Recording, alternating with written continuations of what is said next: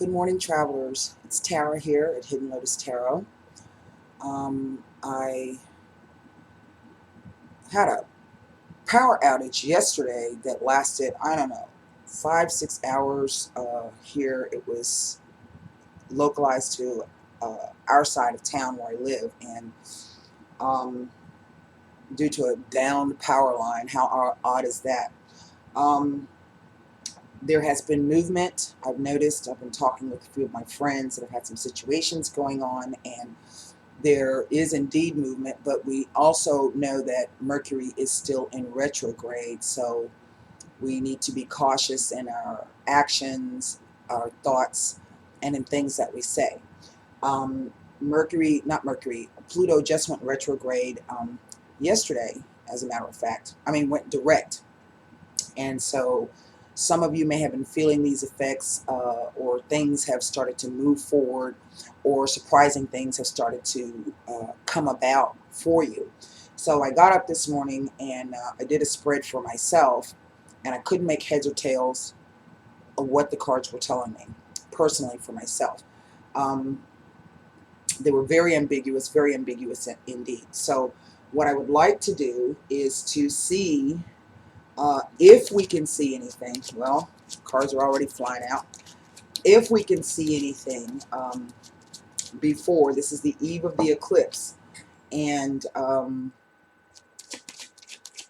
we do know that eclipses hide things. We know that eclipses bring about endings and beginnings. So I'm going to try to, I want to do a spread before the eclipse, and then perhaps maybe we can see on the other side. This is going to be a very, very powerful eclipse. It is actually lined up. The sun, the moon, and the earth are actually lined up to the very center of the galaxy, the Pleiades star system. And this is where a lot of ancient cultures feel that life came from. That it's where souls, when they enter the world, they enter through this portal of the Pleiades star system, and this is where they leave from. So, given that, and with the moon being closest to the earth at this point during this eclipse, perhaps we might be able to tap into this portal and see if we can see anything on the other side of this eclipse. I can't make you any promises, but we'll just see what happens. Okay.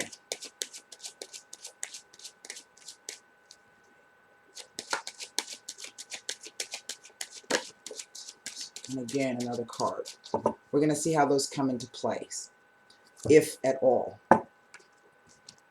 I can tell y'all I'm sick of reading on the high drama, so I'm hoping that we will get a message that will kind of help us deal with whatever we've been dealing with over this past month or these past weeks.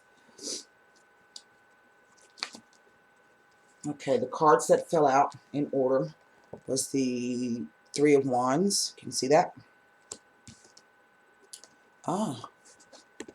And the Ace of Pentacles.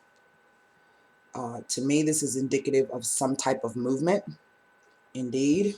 So let's see what we have. The Three of Swords, right in the center. The Knight of Wands, crossing. The Eight of Wands as the foundation. In the past, the near past, the Strength card, which I think all of us can relate to. In the crowning position, or the influence to come in, or that has already been taken care of, the King of Wands.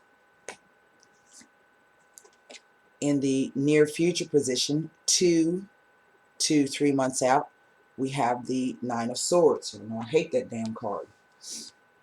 Now, already this is looking like a relationship issue. Don't quote me on that until we get the rest of the cards down and I can see exactly what they're saying. In the, let's say, in the Self position, we have the Ten of Coins. In the environment around, we have the Hermit. Wow. In the hopes and fears, we have the Hanged Man. Now, really, I hate this card. It serves its purpose, but and in the outcome position, we have the Knight of Swords. I don't know. This looks very ambiguous right off the bat. And underneath the deck, we have the Two of Wands. So, give me a minute. Let me take a look at this. Now, I said that this card and this card together appear to be movement. And I say that because this guy is standing on the shore and he's looking out over his ships. Now, we can say that this is a merchant guy or a businessman, so to speak. But this is a person who has invested his money, his time, and, you know, his energies into a venture. He's got his ships loaded with all of his goods. He sank his money into it, and he's watching them leave port. Now, he's got to wait to see how this venture is going to turn out, whether his ships will make it to the other port and deliver their goods, or if they're even going to return back. You know, we don't know that. You don't know what can happen out on the ocean and the seas. But I do feel that there is some type of gift associated with this. Now, this could be a spiritual gift. It could be a financial gift. It could be an employment gift. I do feel on the other side that there's something on the other side of this eclipse that no matter how the situation, whether the ships return intact or not, that something good is going to come out of the situation. That's how I'm reading this. Give me a second. Now, there appears to be some type of loss or heartache or sorrow involved in this situation. And as I said, the past couple of readings or so have all been dealing with relationship issues.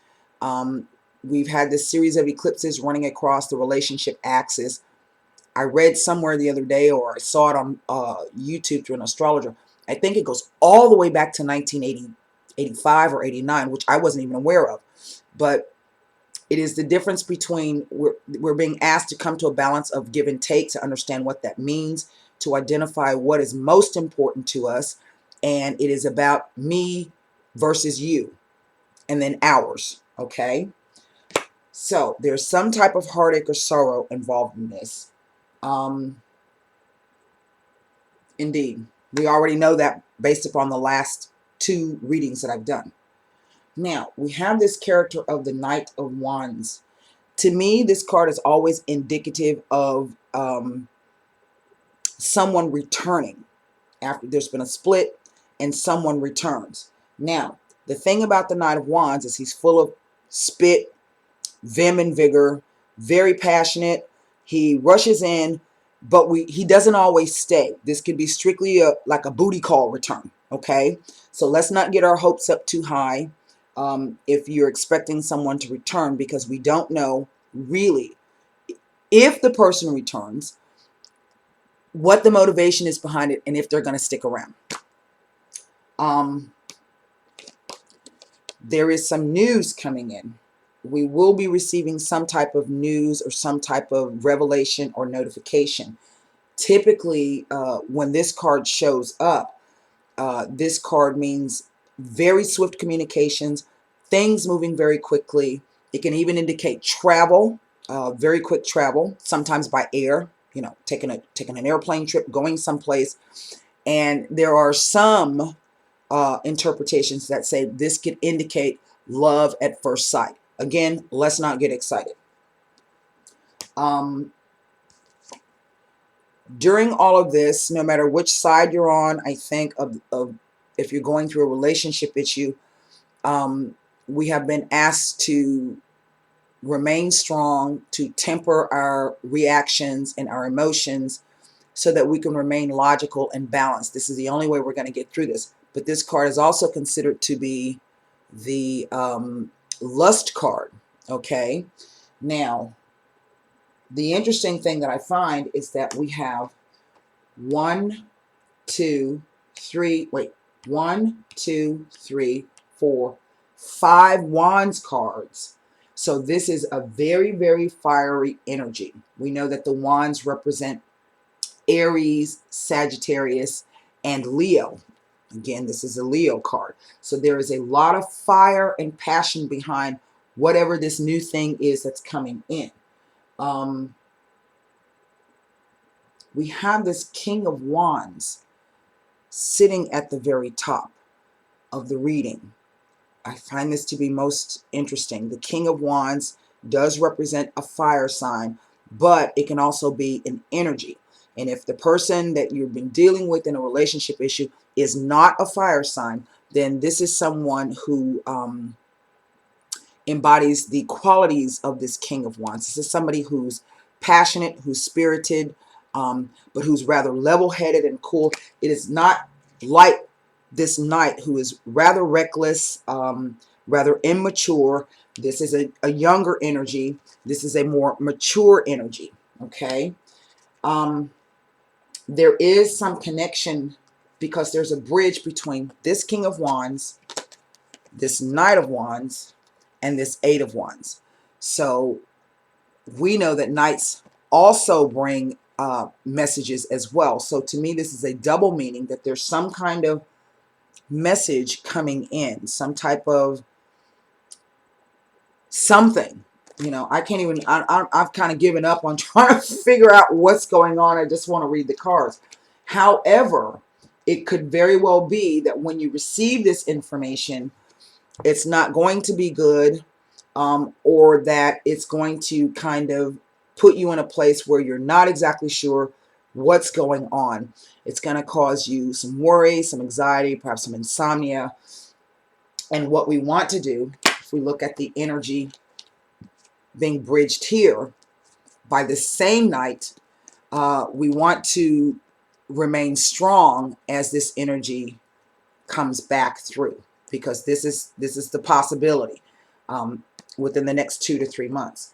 Again, this is a reminder that with Mercury being retrograde, we don't want to make any hasty moves or hasty decisions.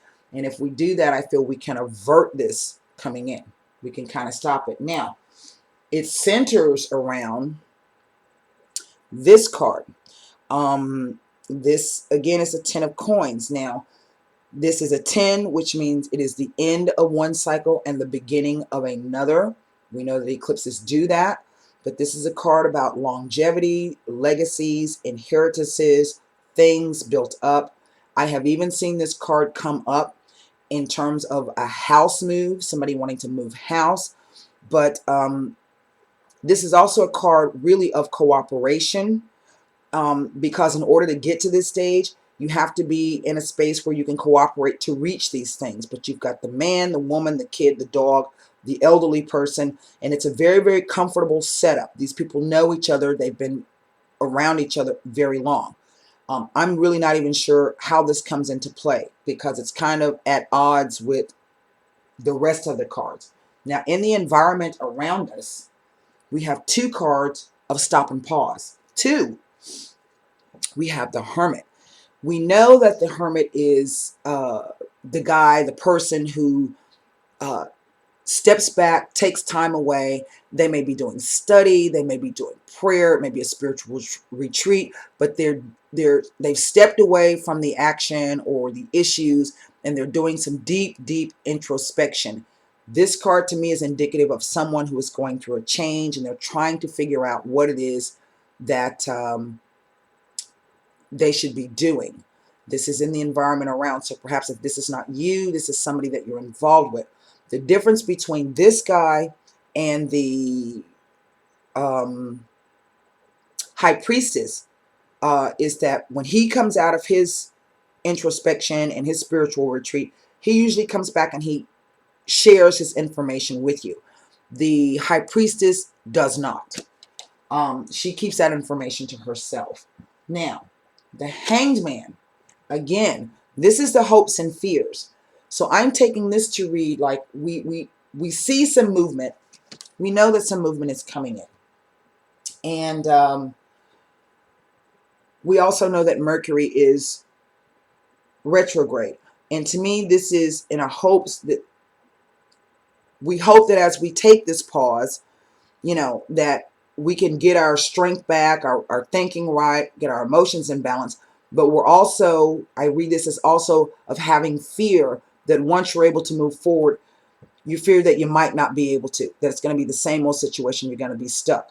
So in this position, it is to, I think the cards are advising us to just look at the situation from a different perspective. Look at both sides of the issue. What if I'm able to move afterwards? Okay. Or what if I'm not able to move after Mercury goes retrograde? You're being asked to consider both sides.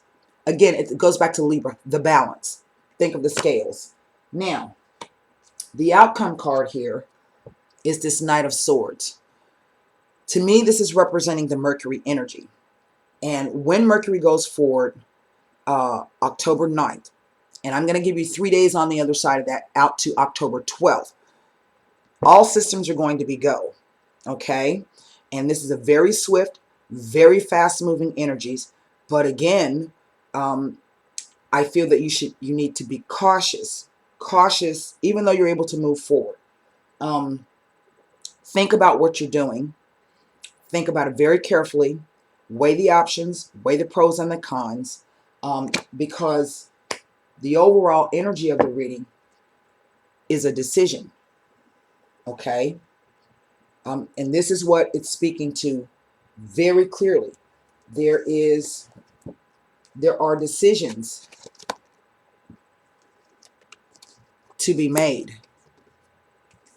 Even this is a decision. Did I do the right thing in sending my ships out? Is it going to, you know, what happens if they don't return? What happens to my investment? What happens to my money? You know, what happens to my business? Look at this card. So you're really, really being asked to think very carefully about any decisions that are coming up. What I find to be most interesting are these 3 cards here. These are cards, look at this, of swift energy.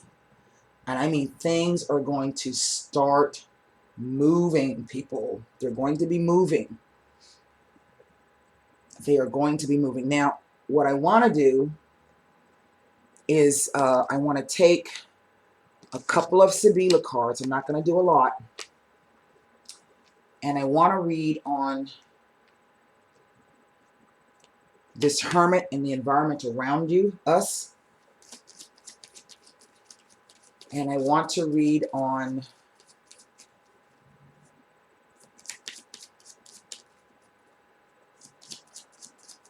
the Hangman. The cards, I mean, it's like we're at a full stop. And then suddenly, things are going to be rushing in at us quite quickly. And we're going to want to move. You know, we want to move. We want to move forward.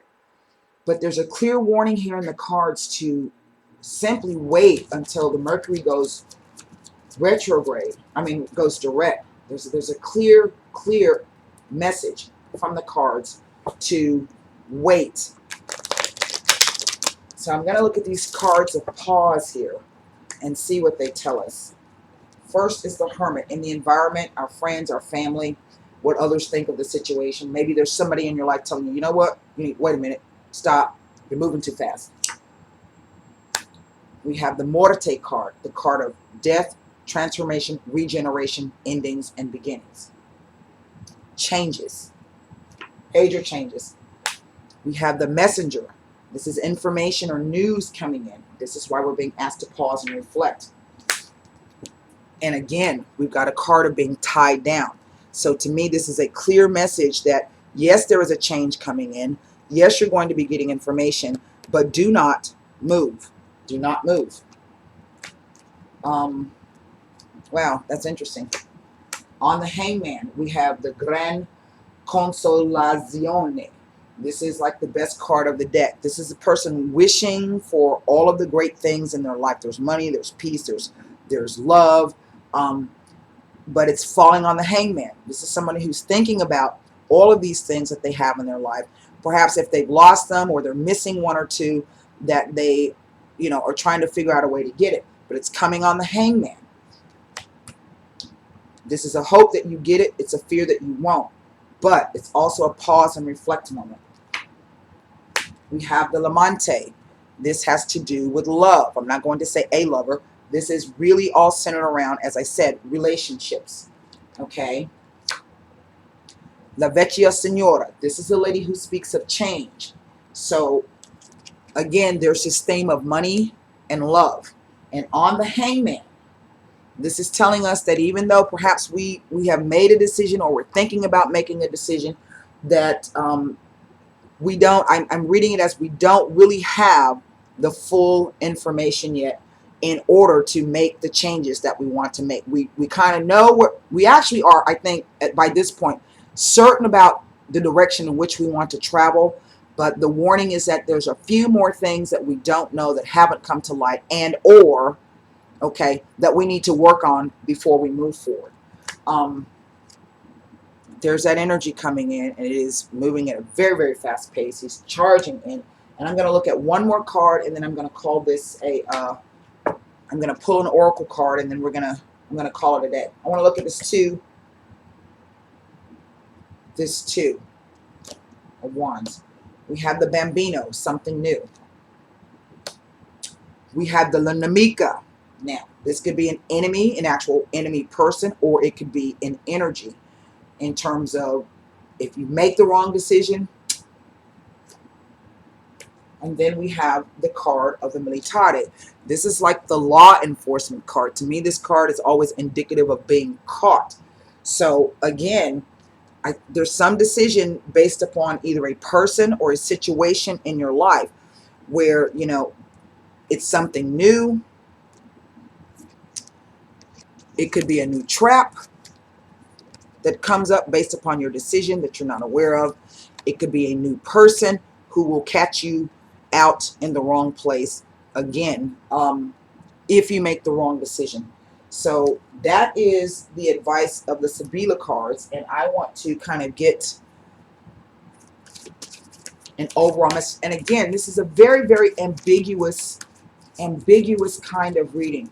So, you know, don't come back and asking me a whole bunch of questions about explaining stuff. I can only explain what it is that I see right now, and I can't give you any more.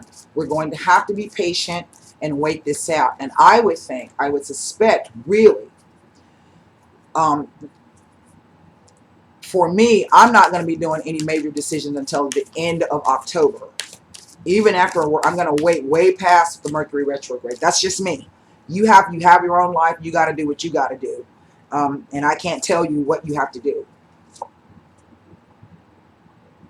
Look, seek the truth. Can you guys see that? Seek the truth. Now, I'll never know because I don't use these cards that often.